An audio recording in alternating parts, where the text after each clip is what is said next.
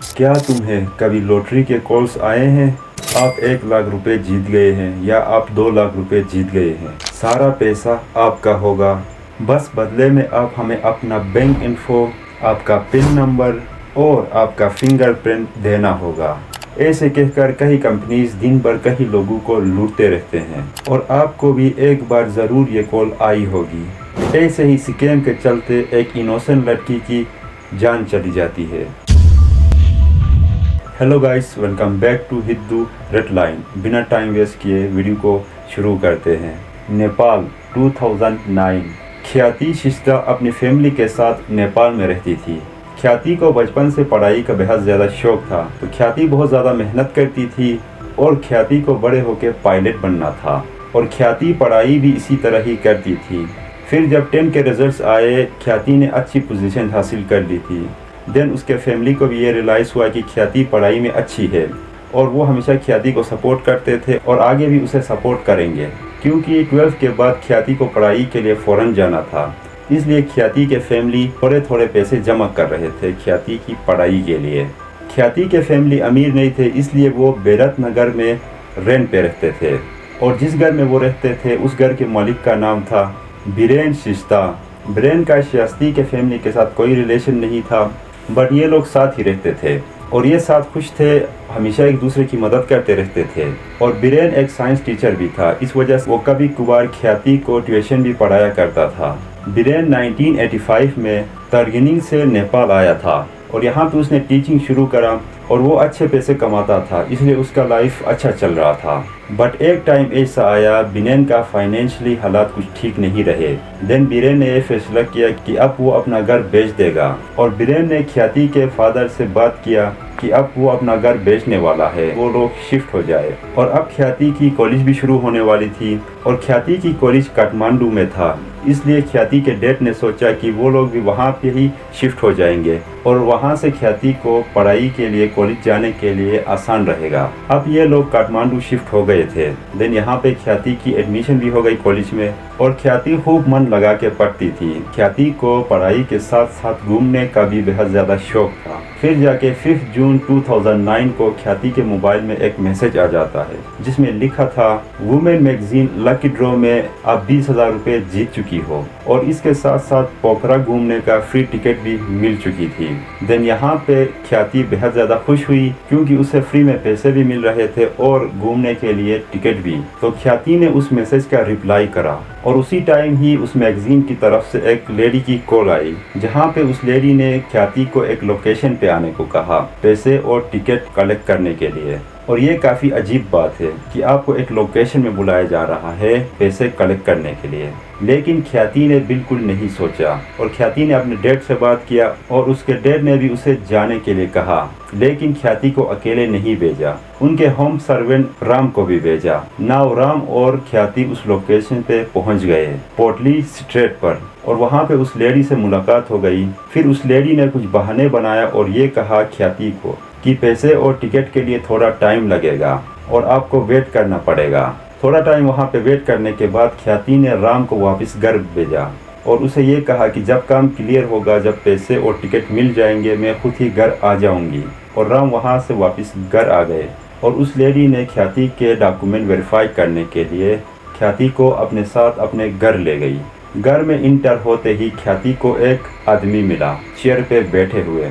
उसे देख के ख्याति शॉक हो गई क्योंकि वो आदमी कोई और नहीं बल्कि बीरेन था, ख्याति के पुराने घर का मालिक। और बीरेन भी ख्याति को देख के शॉक होने का नाटक किया और ख्याति से पूछने लगा कि आप यहाँ पे क्या कर रही हो। और ख्याति ने कहा कि मुझे 20,000 रुपये और एक टिकट लॉटरी में निकल चुके हैं, मैं इन्हें कलेक्ट करने आई हूँ। और ख्याति ने बीरेन से पूछा तो बीरेन ने बताया कि मैं इस मैगजीन के साथ काम करता हूँ। देन यहाँ पे इन दोनों की थोड़ी बहुत बातचीत हो गई क्योंकि ये पहले से एक दूसरे को जानते थे। और बीरेन ने ख्याति को कोल्ड ड्रिंक ऑफर किया क्योंकि ख्याति उसे ऑलरेडी जानती थी, इसलिए ख्याति ने मना नहीं किया। और बीरेन ने मौके का फायदा उठा के उस कोल्ड ड्रिंक में स्लीपिंग पिल्स डाले।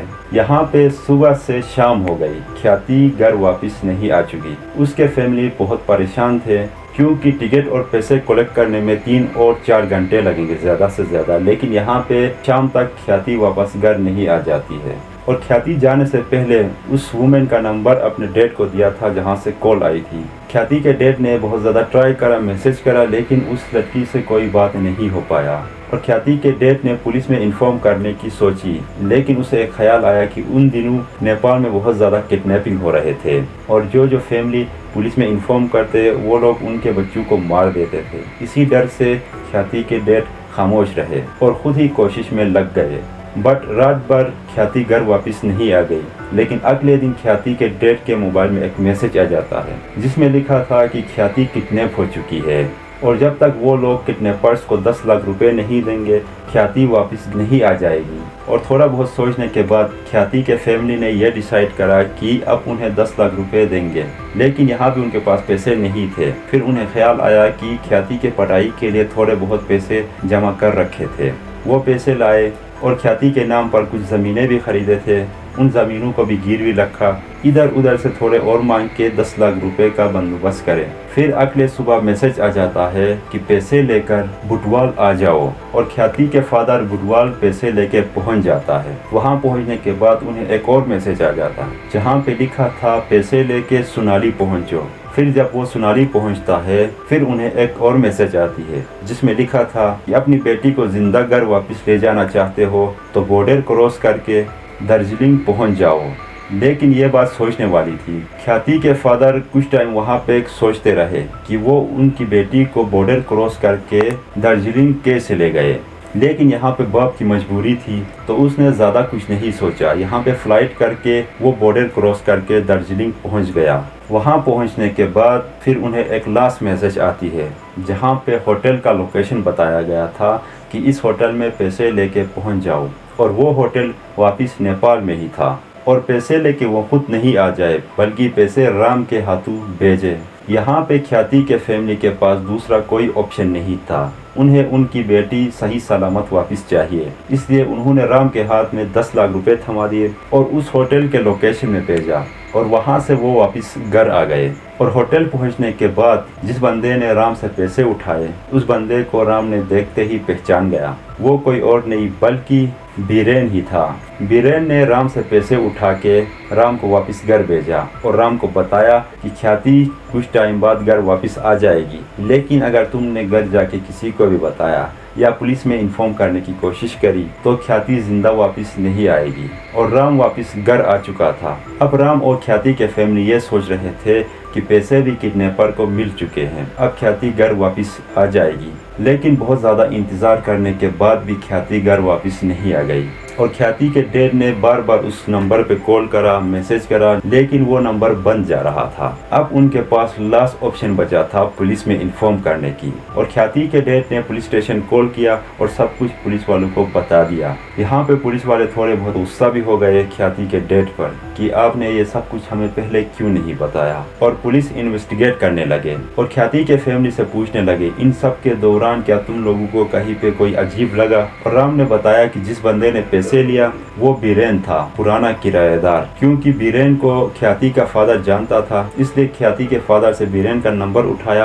और उसे ट्रेस करने लगे, लेकिन बीरेन का कहीं पता नहीं चला। तो यहाँ पे पुलिस बीरेन के घर आ गए। जब वो घर पहुँचते हैं तो पता चलता है कि बीरेन कहीं महीनों से घर ही नहीं आया है और यहाँ पे बीरेन का पूरा घर खाली था। और ख्याति के डैड जिस लोकेशन गया था पैसे लेके पुलिस उस लोकेशन में ढूंढते रहे, लेकिन वहाँ भी पुलिस को कुछ हाथ नहीं लगा। अब इस वाकये को कुछ दिन गुजर गए थे और फिर अचानक पुलिस को काठमांडू से काफी दूर एक सर मिलता है जो पूरी तरह डिकम्पोस्ट हो चुका था। फिर जैसे पुलिस अपना तलाश जारी रखा उसी तरह पुलिस को बॉडी के और भी पार्ट्स मिलने लगे, कहीं पे हाथ मिला, कहीं पे पैर मिले। इस तरह पुलिस उन्हें कलेक्ट करते रहे, लेकिन यहाँ पे ख्याति के फैमिली को कुछ नहीं बताया क्योंकि वो लोग अभी कंफर्म कर रहे थे और फोरेंसिक रिपोर्ट का वेट कर रहे थे। फिर जाके फाइनली 18 दिन बाद बीरेन को पुलिस ने गिरफ्तार कर लिया और उसकी अच्छी खासी धुलाई करने पर बीरेन ने अपनी सारी स्टोरी पुलिस को बता दिया।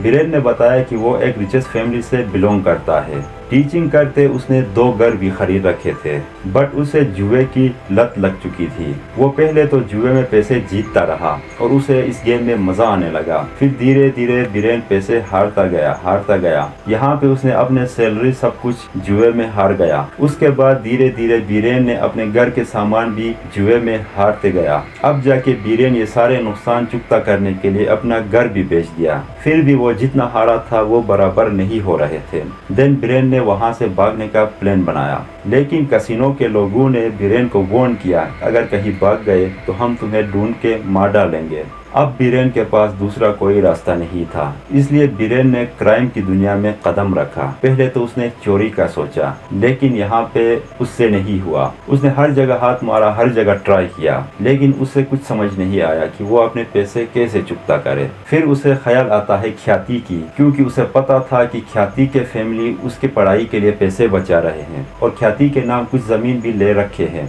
और उसने ख्याति को किडनैप करने का सोचा। पहले तो ख्याति को किडनैप करा और जिस लड़की ने कॉल की थी ख्याति को, वो बीरेन का ही एक स्टूडेंट थी। और ख्याति को किडनैप करने के बाद, पैसे लेने के बाद अब बीरेन डर गया था कि वो वापस जाके पुलिस को सब कुछ बताएगी। ये सोचकर बीरेन ने पहले तो ख्याति की गला दबाया। गला दबाने के बाद जैसे ही ख्याति बेहोश हो गई, फिर उसके बॉडी को पीसेस करने लगा। पीसेस करने के बाद अब बीरेन उन पीसेस को अलग अलग जगह फेंकने लगा, कहीं रोड पे, जंगल पे, नदी पे। ये सोच के फेंका कि पुलिस इन बॉडी के पार्ट्स को ढूंढने तक वो डिकम्पोस्ट हो जाएंगे। फिर पुलिस ने बीरेन के उस स्टूडेंट को भी पकड़ लिया, जिसका नाम था बरीना शाकिया। और बरीना शाकिया ने अपने रिपोर्ट में ये बताया कि उसे कम से कम सजा मिले, क्योंकि उसने सिर्फ कॉल करा था। और इस केस के सामने आते ही नेपाल के स्टूडेंट भड़क गए और कई दिनों तक वो प्रोटेस्ट करते रहे। और उन लोगों ने प्रोटेस्ट किया कि बीरेन को फांसी हो जाए या उम्र कैद हो जाए। अब काफी टाइम तक ये केस कोर्ट में चला, तब जाके कोर्ट ने फैसला किया कि बेरीना को 20 साल और बीरेन को 39 साल जेल कैद की सजा सुनाई। और यहाँ पे हम ख्याति की स्टोरी क्लोज करते हैं। आजकल भी ये स्कैम बहुत ही ज्यादा हो रहे हैं और बहुत सारे कॉल आ रहे हैं। इनका बिल्कुल भी रिप्लाई नहीं करना, क्योंकि ये ऑलरेडी बहुत लोगों के साथ स्कैम कर चुके हैं। वीडियो पसंद आई हो तो वीडियो को लाइक करो, चैनल को सब्सक्राइब करो। हम मिलते हैं किसी नए क्राइम स्टोरी में।